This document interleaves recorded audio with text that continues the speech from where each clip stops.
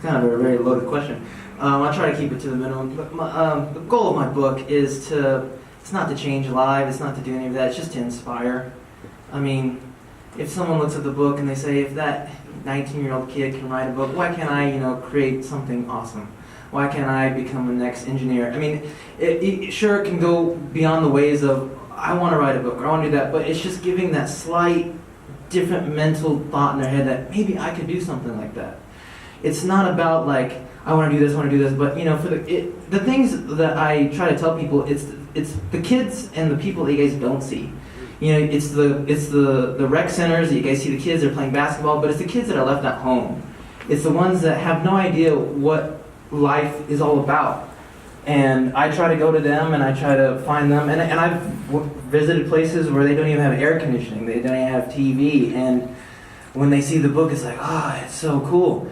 And so for me, and in my book I've included, like, in my culture there's crown dancers. So I've kind of blended that in there with my book, and I've kind of taught, there's a little bit of lessons in there along the way. So not only is it a great story, but it's just to get kids to have a different mindset about what they can do and their capability of what they can do with their lives. So that's the ultimate goal for me, is to just try to give them a little bit of food for thought of what their capability is.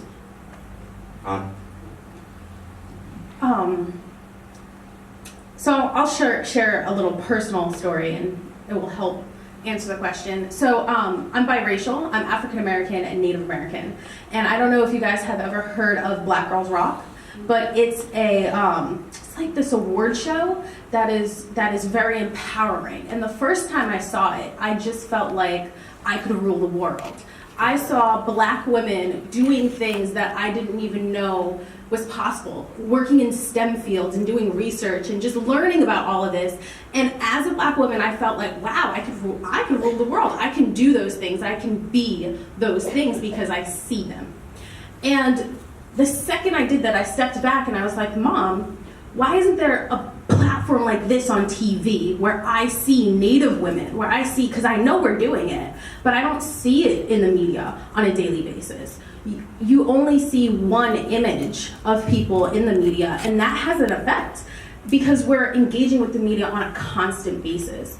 And that kind of was a spark for me to be like, if I don't see it, I'm going to be it.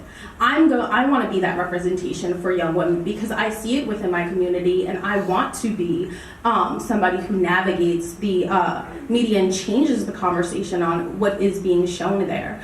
So that feeling that I had is why I chose this as my platform, because I want to give women within my community that feeling. I want them to know that there are resources out there, that there are Indigenous women in our community that are doing big things, and you can go and do those things. I want them to feel like they also can rule the world.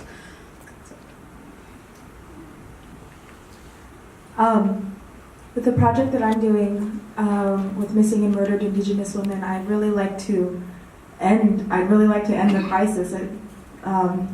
For me, it happened 5 times in my lifetime, and knowing that there are other families out there who are growing up without mothers, without sisters, without cousins, without aunts, that can't happen anymore.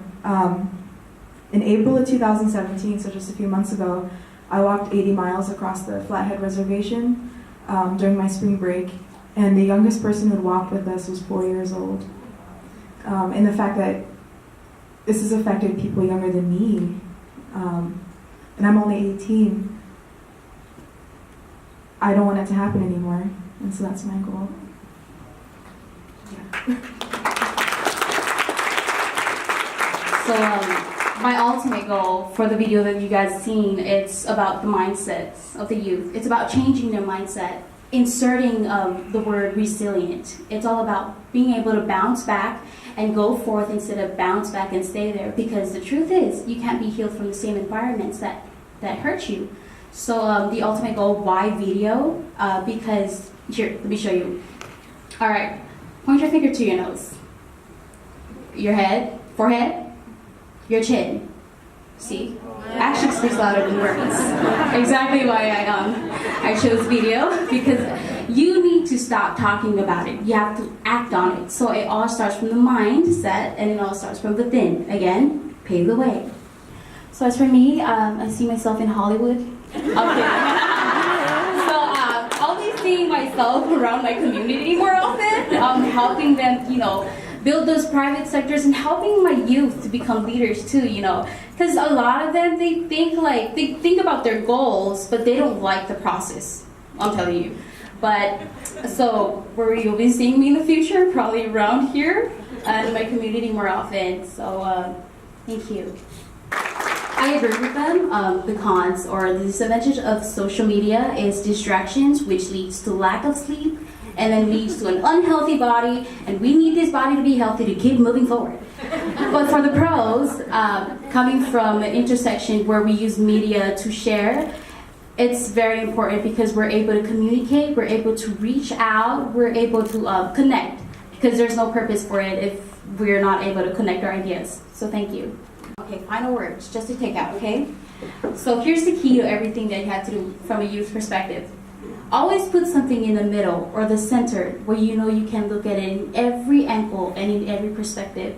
And for one thing, I know one of the famous pastor, Elston, used to say, the more you complain is the more you remain, and the more you believe is the more you succeed.